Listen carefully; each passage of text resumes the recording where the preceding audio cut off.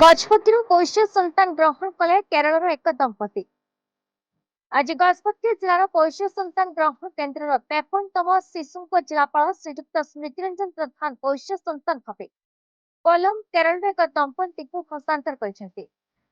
ସୂଚନା ପ୍ରକାରେ ପିତୃମାତୃହୀନ ଏହି ଶିଶୁ କନ୍ୟାକୁ ଶିଶୁ ମଙ୍ଗଳ ସମିତିର ନିର୍ଦ୍ଦେଶନା କ୍ରମେ ଯତ୍ନ ଓ ସୁରକ୍ଷା ନିମନ୍ତେ ନିଶାନ ସାଲମ ପୋଷ୍ୟ ସନ୍ତାନ ଗ୍ରହଣ କେନ୍ଦ୍ର ପାରଳାଖେମୁଣ୍ଡିଠାରେ ରଖି ଯତ୍ନ ଓ ସୁରକ୍ଷା ପ୍ରଦାନ କରାଯାଉଥିଲା। ପରବର୍ତ୍ତୀ ମୁହୂର୍ତ୍ତରେ ଶିଶୁ ମଙ୍ଗଳ ସମିତି ଗଜପତି ଶିଶୁଙ୍କୁ ଆଇନତଃ ମୁକ୍ତ ଭାବେ ଘୋଷଣା କରିଛି। ଏହାପରେ ଶିଶୁର ତଥ୍ୟ କେନ୍ଦ୍ରୀୟ ପୋଷ୍ୟ ସନ୍ତାନ ଗ୍ରହଣ ପୋର୍ଟାଲରେ ଜିଲ୍ଲାରେ ଥିବା ଏକମାତ୍ର ସ୍ୱତନ୍ତ୍ର ପୋଷ୍ୟ ସନ୍ତାନ ଗ୍ରହଣ କେନ୍ଦ୍ର ନିଶାନ ସାଲମ ମାଧ୍ୟମରେ ଅପଲୋଡ କରାଯାଇଥିଲା, ଯାହାଦ୍ୱାରା ଶିଶୁଟି ପୋଷ୍ୟ ଭାବେ ଯେକୌଣସି ଦମ୍ପତିଙ୍କ ପାଖକୁ ଯାଇପାରିବ ତାହା ସମସ୍ତଙ୍କୁ ପୋର୍ଟାଲ ମାଧ୍ୟମରେ ଜଣାଇ ଦିଆଯାଇଥିଲା।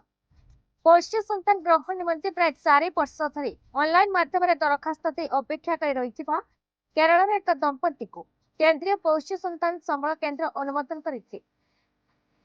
ଅପରୋକ୍ତ ଦମ୍ପତି ଶାରୀରିକ ସ୍ତରରେ ଶିଶୁଙ୍କୁ ପସନ୍ଦ କରି ନେବା ପାଇଁ ସ୍ଥିର କରିଛି।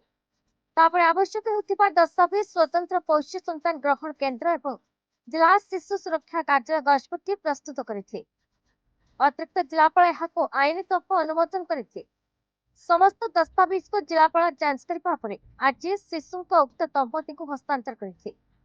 ଶିଶୁଙ୍କୁ ପାଇ ଉକ୍ତ ଦମ୍ପତି ଜଣକ ବେଶ ଖୁସି ଥିବା ଲକ୍ଷ୍ୟ କରାଯାଇଥିଲା।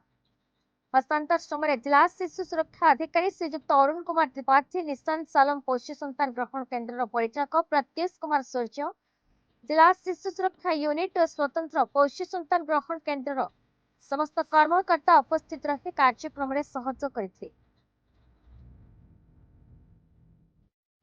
ଗଜପତିରୁ ସନ୍ତୋଷ କୁମାର ପାଲଙ୍କ ରିପୋର୍ଟ, BE ନ୍ୟୁଜ ଓଡ଼ିଶା।